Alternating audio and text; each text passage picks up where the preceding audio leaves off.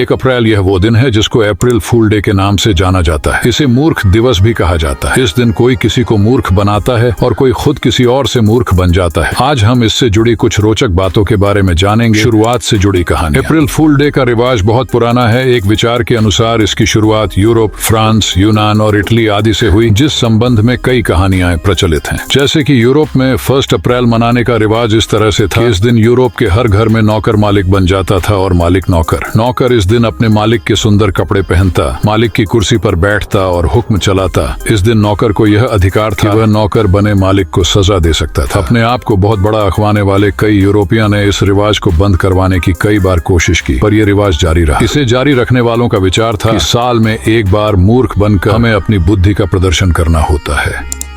France में इस दिन के बारे में कहा जाता है कि पुराने समय में 1 अप्रैल को एक सभा होती थी। उस दिन राजा, राजगुरु और आम लोग शामिल होते थे। इस सभा का एक प्रधान चुना जाता था जिसे मूर्खों का गुरु कहा जाता था। वहीं एक गधा सम्मेलन होता था जिसमें सारे गधे की आवाज निकालते और इस तरह एक दूसरे को मूर्ख समझते हुए मजाक करते थे।